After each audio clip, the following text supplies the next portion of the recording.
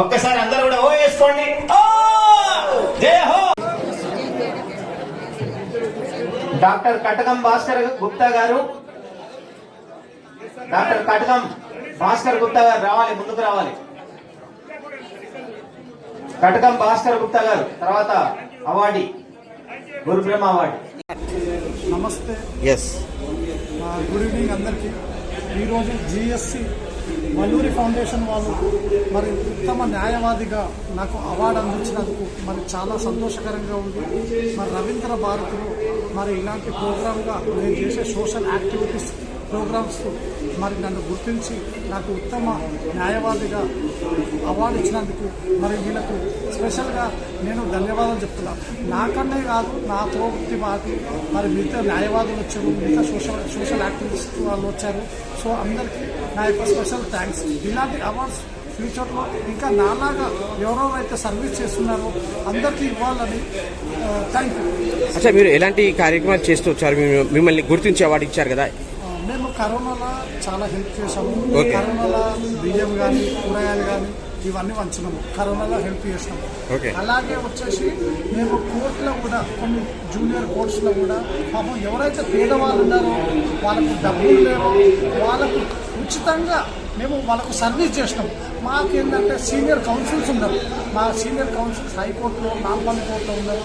వాళ్ళు వేరే lower trial కోర్ట్స్లో work చెప్పినప్పుడు కూడా మేము వాళ్ళకు ముసలి వాళ్ళకి కానీ పాపము ఇట్లా భర్త చనిపోయి పేదవాళ్ళు ఉండి ఈ ఉన్న వాళ్ళకు, అలాగే 498 కేసెస్ పెట్టి ఈ ఫ్యామిలీ కేసెస్ వల్ల ఇబ్బంది ఉన్న వాళ్ళకు కూడా మేము చాలా హెల్ప్ చేసినాము.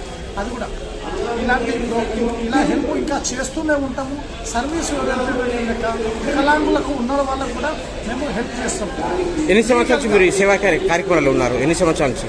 గత 5 సంవత్సరాల నుంచి మేము సేవా కార్యక్రమంలో ఉన్నాం. ఈరోజు రవీంద్ర భారతి లాంటి గొప్ప వేదిక మీదుగా బహుమతి అందుకోవడం మీకు ఎలా అనిపించింది? చాలా సంతోషంగా అనిపించింది. నాకనే కాదు, నాలాంటి వాళ్ళకు ఎవరు ఇలాంటి పనులు చేసినా ఖచ్చితంగా ఇలాంటి అవార్డ్స్ తీసుకొని వాళ్ళకు గుర్తింపు ఉండాలి. సార్, మీ ప్రొఫెషన్ ఏంటి? నేను అడ్వకేట్. ఓకే, ఎక్కడ సార్? నేను all trial courts. Okay, trial courts advocate. అచ్చా, ఈ అవకాశం కలిగిన జిసిఎస్ వల్లూరి ఫౌండేషన్ వాళ్ళకి ఏమైనా చెప్పాలనుకుంటున్నాను? వాళ్ళకు నేను ఒకటే చెప్తున్నా, ఏంటంటే అవార్డ్స్ వాళ్ళు ఇలా గుర్తించినందుకు స్పెషల్ థ్యాంక్స్. ఇలా ఎవరైతే సర్వీస్ చేస్తారో వాళ్ళందరికీ కూడా అవార్డ్స్ ఇవ్వాలని నా యొక్క సూపర్ థ్యాంక్ యూ. అందరికీ నమస్కారం. ఇక్కడ చేసిన అవార్డీస్కి, ప్రేక్షకులకు, పెద్దలకు, చిన్నలకి నా ఉదయపూర్వక నమస్కారాలు. ఈరోజు వల్లూరి ఫౌండేషన్ వివిధ రకాల అవార్డ్స్ చాలామంది అసలు మూలున్న కళాకారులకు సోషల్ యాక్టివిటీస్ చేస్తూ వాళ్ళకి ఏమీ అభివృద్ధి చెందాలనే ఉద్దేశం లేకుండా ఈరోజు టోటల్గా మన వల్లూరి ఫౌండేషన్ శ్రీనివాస్ గారు ప్రతి ఒక్కరికి టీచర్స్ డే అందరికీ అవార్డ్స్ అందజేశారు టీచర్స్ డే తరఫున.